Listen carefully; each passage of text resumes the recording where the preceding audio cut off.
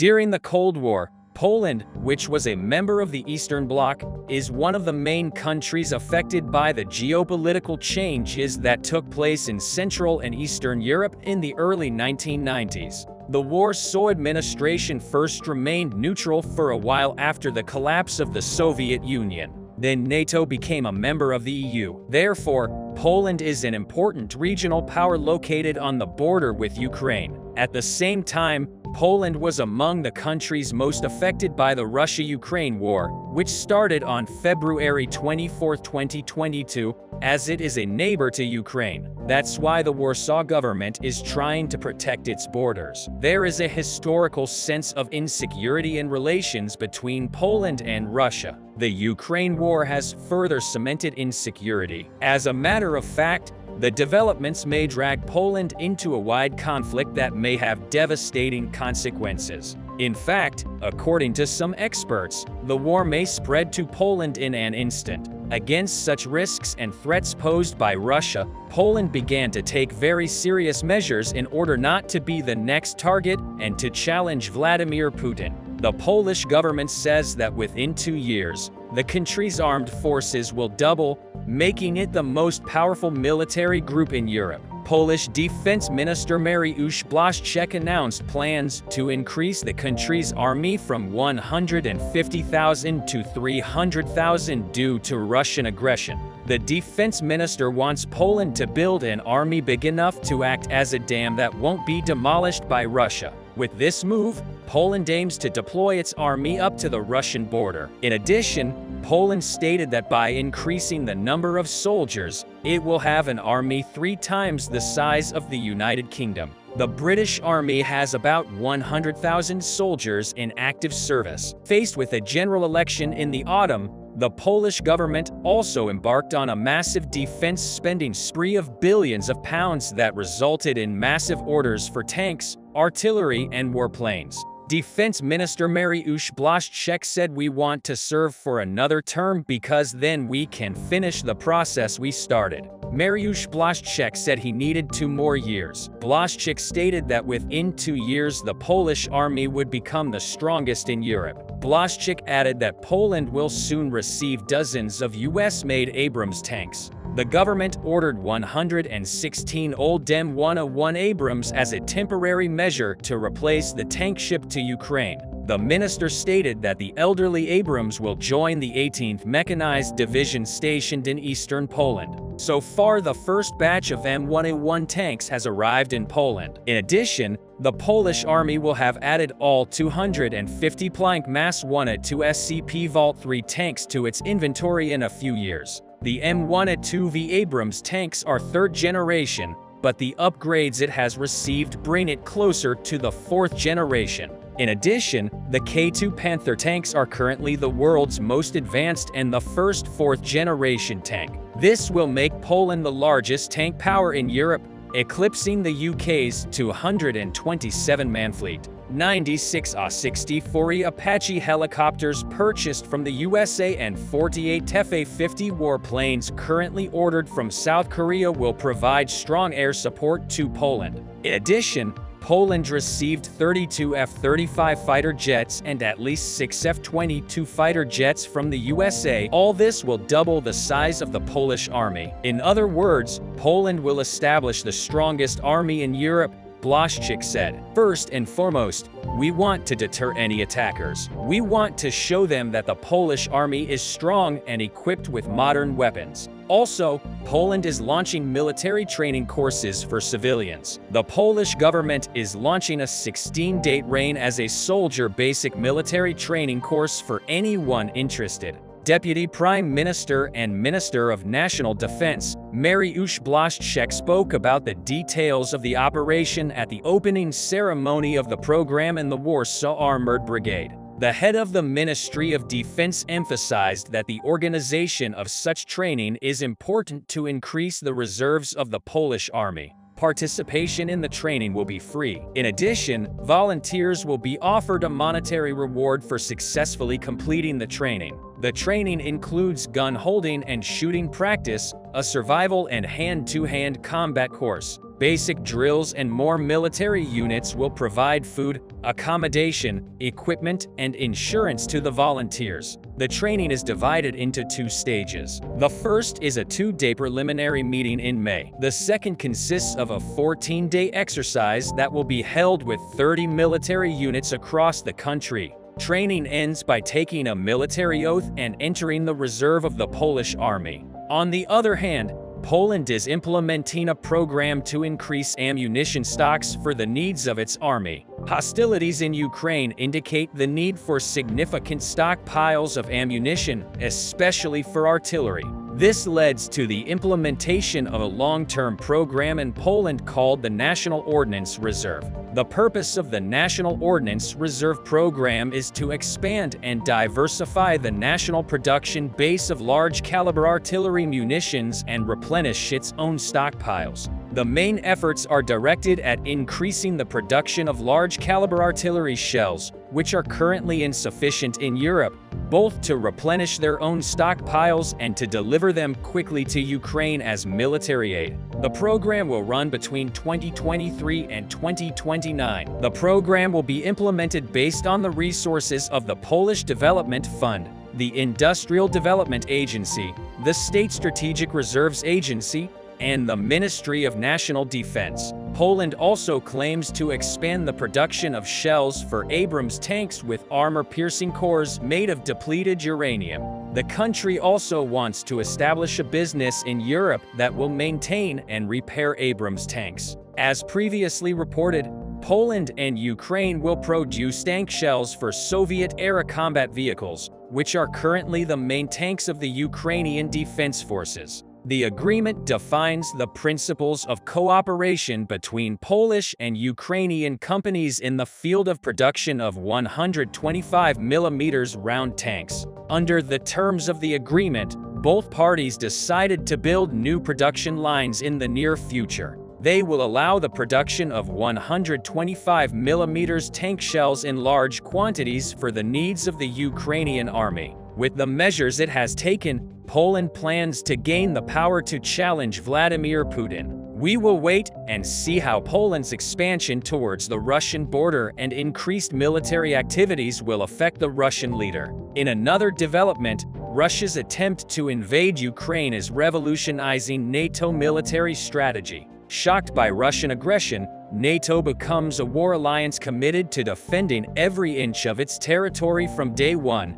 as it was during the Cold War. NATO is rapidly moving from what the military calls deterrence by retaliation to deterrence by denial. In the past, the theory was that if the Russians invaded, member states would try to hold on until their aid arrived. But after Russian persecution in the areas it occupied in Ukraine from Bucha and Irpin to Mariupol and Kherson, border states like Poland and the Baltic states no longer want to risk any period of Russian occupation. NATO has now deployed a battalion of multinational troops to 8 countries along its eastern border with Russia. It details how these forces will be expanded to brigade power in these front states in order to increase deterrence and repel the invading forces from the very beginning. In addition, NATO is deploying thousands more forces to act quickly for support, with new detailed plans for mobility and logistics and stricter requirements for preparation in the event of war.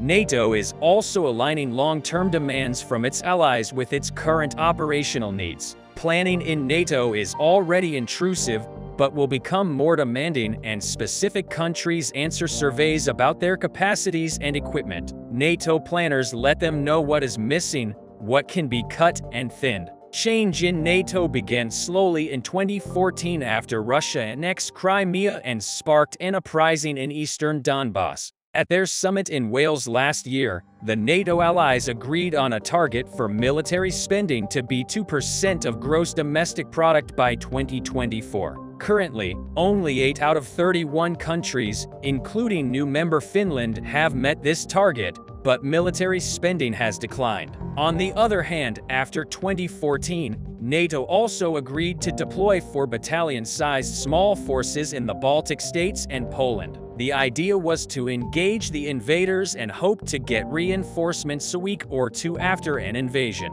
After the invasion of Russia last year, NATO added 4 more forward-based battalions to formate such forces along NATO's eastern border now, including Romania, Slovakia, Hungary, and Bulgaria. It seems that the Ukrainian war was not limited to affecting the lands of Eastern Europe. Only Russia's aggression has also mobilized NATO, especially its border neighbors. Poland in particular dealt an unexpected blow to Putin with its latest moves.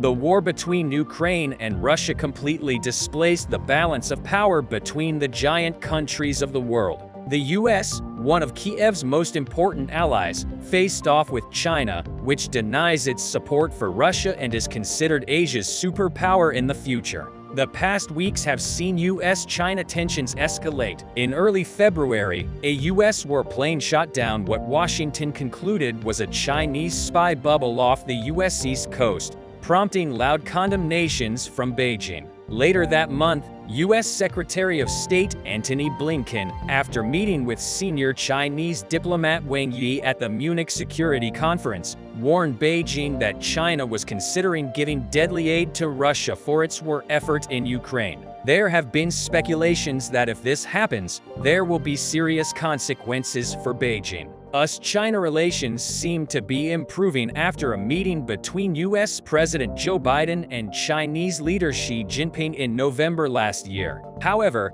the fact that the Navy forces of both countries drew critical routes indicated that the recovery period had completely disappeared. First of all, the Chinese People's Liberation Army Navy began exercises that could be described as a show of force around Taiwan, 1,000 miles from the northern entrance of the South China Sea. On the most remarkable day of the Chinese People's Liberation Army exercises, the U.S. Navy carried out a massive retaliatory action. The U.S. Navy has sent a destroyer close to the disputed island in the South China Sea. The reason why this island is so controversial is that it is an island that Beijing built with military facilities to strengthen its claims on the island. We can call this island one of Beijing's red lines. The U.S. Navy's 7th Fleet reported that the guided missile interceptor USS Milius passed within 12 nautical miles of Mischief Reef in the Spratly Islands, known as China's Nansha Islands.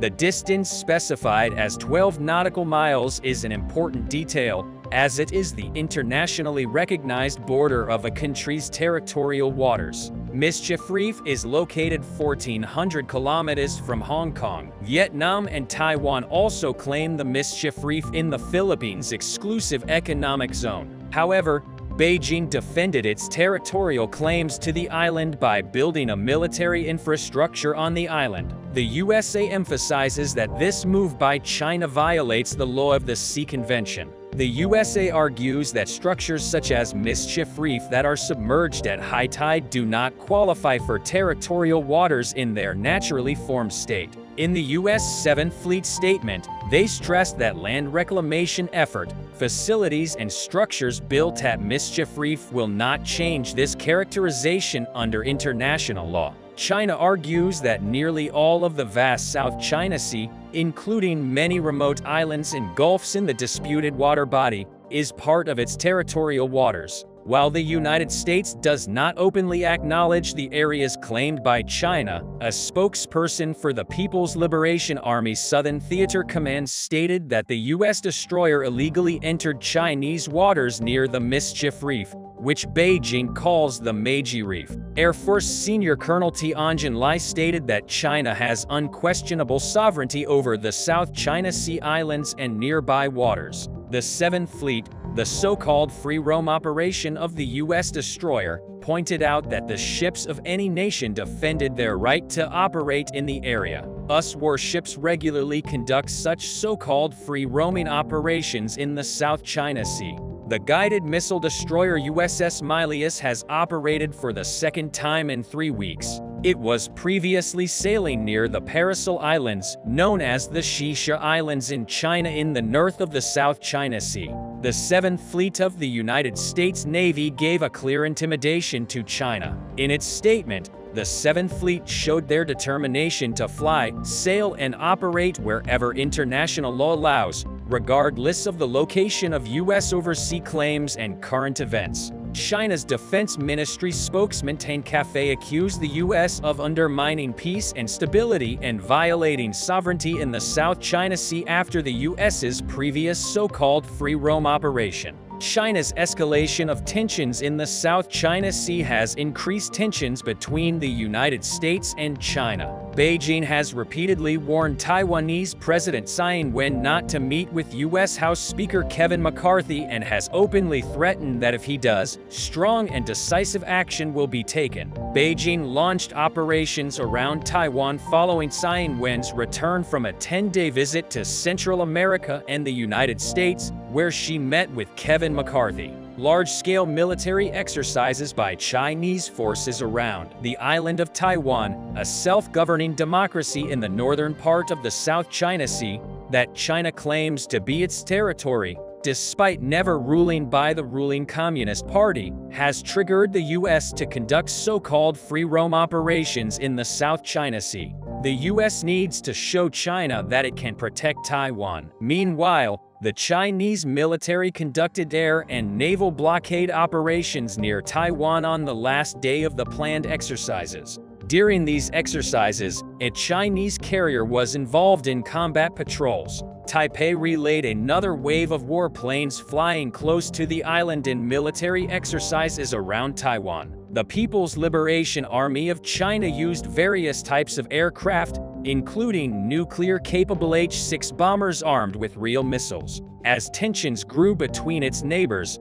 Japan closely followed China's military exercises around Taiwan with great interest. Japan has expressed concern over China's military operations in the region, mainly due to the proximity of the southern Japanese islands to Taiwan. Japan's defense ministry stated that Shandong, a Chinese aircraft carrier, is conducting air operations near Japan's Okinawa Island. The Chinese aircraft carrier was accompanied by 3 other warships and a support ship. Chinese jet fighters and helicopters have taken off and landed on the aircraft carrier 120 times. Given the size and severity of the exercise conducted by the Chinese People's Liberation Army, the U.S. had to respond. Judging by China's reaction to the destroyers sent by the USA, it seems that the USA has achieved its goal in these difficult days. The ongoing clashes in Ukraine had an impact on his ammo and weapon inventory.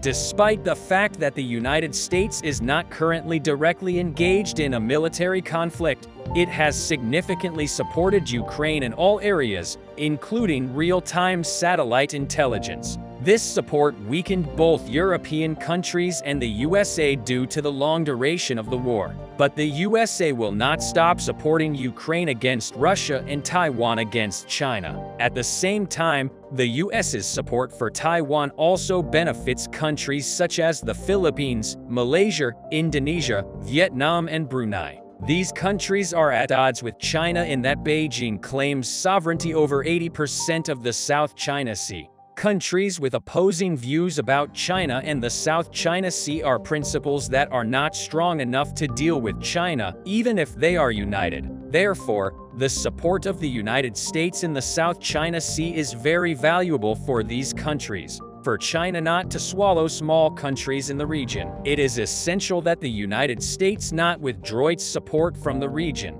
After the last incident, the U.S. may need to further increase its activities in the South China Sea. After China's overreaction about Taiwan, the U.S. continued to keep its channels of communication open with the People's Republic of China. But so far Beijing has rejected requests to meet with both Defense Minister Lloyd Austin and Chief of Staff General Mark Milley. The USS Nimitz Carrier Strike Group and Marine Amphibious Ready Group are currently in the area. Chris Meagher, the Pentagon's Deputy Defense Secretary for Public Affairs, stressed that they will continue to conduct routine operations here. Meek said we will not be deterred from operating safely and responsibly in the seas and skies of the Western Pacific in accordance with international law, noting that the United States will not abandon its dogmatic stance in the region while the Great War in Ukraine continues. The confrontation between the USA and China in the Far East may lead China to help Russia.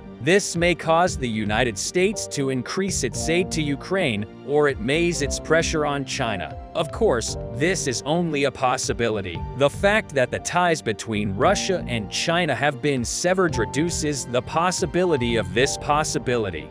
There is a lot of news from the south here. In preparation for the coming Ukrainian counter-offensive operation, Russian forces have been increasing the density of their fortifications, expecting to stop them on the first line. However, recent news suggests that Ukrainians developed ballistic missiles with a range of more than 400 kilometers and have already started targeting critical supply lines in Crimea. Last time I told you that Ukrainians are getting closer to Russian positions and conducting reconnaissance in first operations to reveal the weaknesses in the Russian defense. I also told you that in doing so, Ukrainians managed to reduce the gray zones between Ukrainian and Russian positions, especially in the area of Robotnik and Bilohorija. The freshest reports suggest that the Ukrainians have successfully reduced the gray zones even more and got very close to several more Russian positions.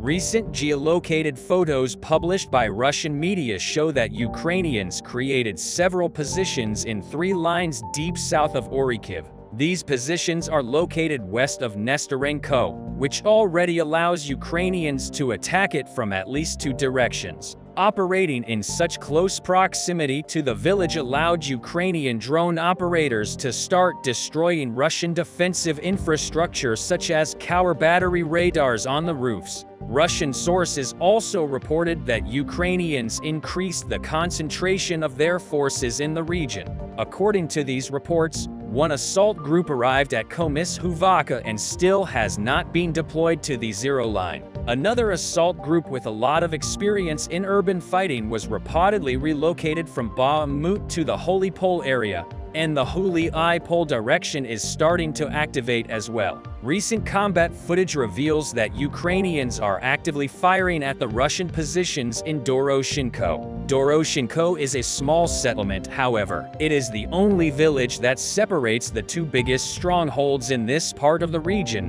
Holy Pole and Polog. The use of mortars and artillery signals about the preparation for the offensive actions as Ukrainian 44th Artillery Brigade, which is responsible for both the Orikhiv and Holy Pole sectors, is increasingly targeting Russian positions in the tree lines. Here in the fields, trees are the only objects that can obstruct the view, so almost all trenches are located here. In order to boost their defense, Russians started deploying the mine-laying vehicle GMZ-3. The vehicle is designed for anti-tank mining and can place mines in the ground with camouflage. Simultaneously, Ukrainians started testing American special equipment M58 mine-clearing line charge. M58 is an explosive line charge which provides a lane 8 meters by 100 meters. Russian forces are trying to identify where such equipment is located and destroy it as soon as possible to undermine Ukrainian offensive capabilities. Today, Russian sources reported that Russian aviation conducted an airstrike targeting a concentration of equipment over the last week. The strikes on rear positions by both parties became very common over the last 4 days. Ukrainians reportedly hit Russian bases in Tokmak, Molokhinsk, Myrna and Melitopol, all with HIMARS. The targets were various from substations that power local trains to logistical centers, ammunition depots and forces concentrations in order to clear the sky for the rockets. Ukrainian air reconnaissance and artillery crews are actively hunting down Russian medium-range air defense. The reach of Ukrainian artillery is constantly increasing. 2 days ago, Russian sources reported about the redeployment of several HIMARS crews to the Kherson region. And shortly after that, the locals from Armyansk reported that they heard several explosions. However, the biggest news by far is that Russians reportedly shot down several ballistic missiles in Valdorcha. Geolocated footage showed an explosion near the Russian anti-aircraft missile base. Up until that point, the only way Ukrainians could reach Crimea was by using various aerial and amphibious drones. Russian sources reported that Ukrainians had developed the operational tactical missile system Grom-2 by modernizing its previous version. Some sources claim that the rockets were launched from the Kherson region and traveled around 260 kilometers, while other sources say that it was launched from the Odessa region and traveled for 115 kilometers. It looks like the second scenario is correct, and Ukrainians already possess the missiles that are capable of destroying the Crimean Bridge before the counter-offensive operation even begins. Such a development would significantly reduce Russian capabilities of supplying the southern group right when it would be needed the most.